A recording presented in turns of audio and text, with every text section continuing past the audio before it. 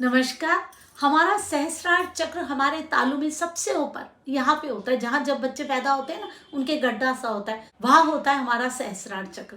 हमारे सहस्रार चक्र में हजारों कमल होते हैं। यहाँ कोई कमल की पंखुड़ियां नहीं होती, हजारों कमल होते हैं। इस चक्र का रंग होता है हल्का जामुनी गुलाबीपन लिए हुए। इसका बीज मंत्र है ओम। इस चक्र पे हमारे एक ना त्रिभुज सा बना हुआ है और उसके बीच में चंद्र नाड़ी है, जिससे हमेशा अमृत वर्षा होती रहती है।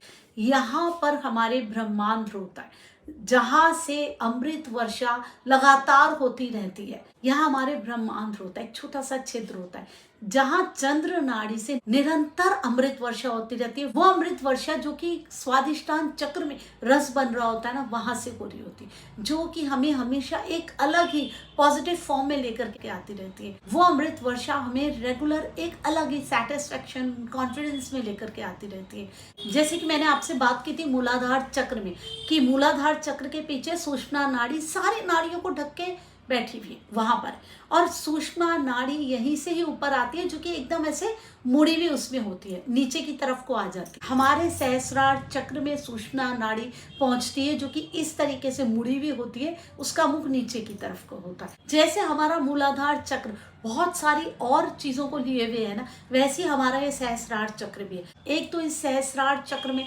सुषुम्ना नाड़ी आती है, जो कि इस तरीके से नीचे को झुकी हुई है। फिर यहाँ पे चंद्र नाड़ी से, जिससे हमेशा अमृत वर्षा बहती रहती है, और वो त्रिभुज हमारा सहस्रार चक्र। मैंने सहस्रार चक्र के इस तरीके से नोट्स बना लिए ताकि आप लोगों को बिल्कुल वो चीजें समझ में आए जो कि मैं आपको बताना चाहती हूँ सहस्रार चक्र के बारे में। जब हम मेडिटेशन करते हैं, जब हम हीलिंग करते हैं, आध्यात्म की चीजों से जुड़ते हैं, तो अमृत वर्षा लगातार होती है, अच्छे से होती है। आप देखिए, जो लोग मेडिटेशन करते हैं, जो लोग आध्यात्मिक रेकी वगैरह इन सब से जुड़े हैं, उनके चेहरे पे एक अलग ही मुस्कुराहट होती है, उनके चेहरे में एक अलग ही संतुष्टि होती है, क्योंकि वो अमृत वर्षा काफी ज्यादा उनके बहती रहती है उनके ऊपर, और उनको संतुष्टि का एहसास होता है। तो ये हमारे लिए कितना इंपॉर्टेंट है। तो हमारे सहस्रार चक्र का ठीक होना कितना अच्छा है। जब हम कोई भी चीज सीखते हैं, ग्रहण करते हैं, तो हम सहस्रार चक्र से ही ग्रहण करते हैं। जैसे हम रेकी हीलिंग की अट्यूनमेंट करते हैं, तो हम रेकी की अट्यूनमेंट को जब हम देते हैं, तो ऊर्जाएं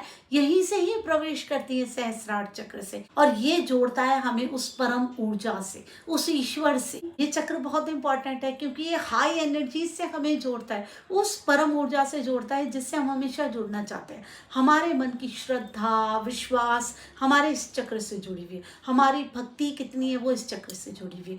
अगर हमारे ये चक्र इम्बैलेंस हो जाएगा ना, तो हम किसी भी चीज पे भरोसा नहीं करने वाले, हम चीजों को ग्रहण ही नहीं करने वाले हैं, वो पॉजिटिविटी जो हमें जीवन में मिल रही है। तो इसको भी हमें बैलेंस करना जरूरी है। कुछ लोग रेकी में क्या कहते हैं कि हम सहस्रार चक्र पे वर्क ही ना करें, हम इस पे हील ही ना करें।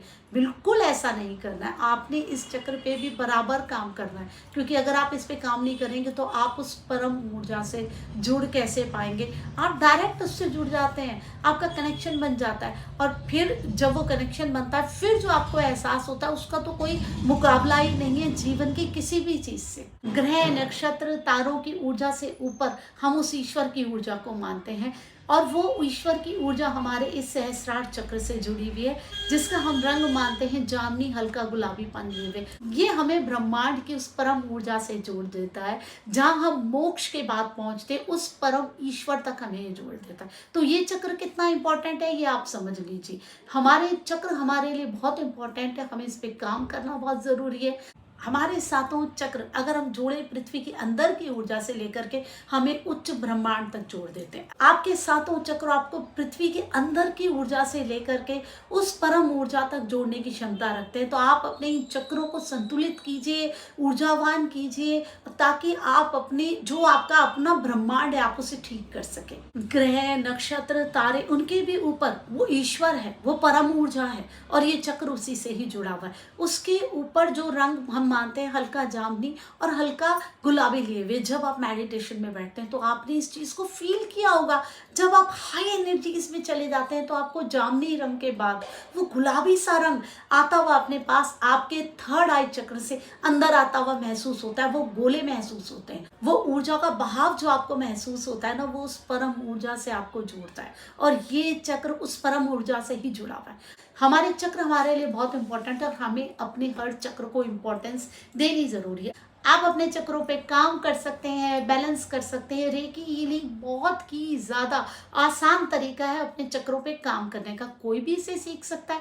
अगर आप मेरे से सीखना चाहते हैं तो मुझसे संपर्क कर सकते हैं। मैं ऑनलाइन क्लासेस ले रही हूँ, बहुत आसान है, बहुत जल्दी आप सीख जाएंगे। बस आपको दिन में अपने 20-25 मिनट खुद को देने हैं। आप देंगे, फिर देखिए आप कैसे बैलेंस होते हैं। उम्मीद करती हूँ आपको सहस्रार चक्र के बारे में इंफॉर्मेशन अच्छे तरीके से मिल गई होगी। नमस्कार।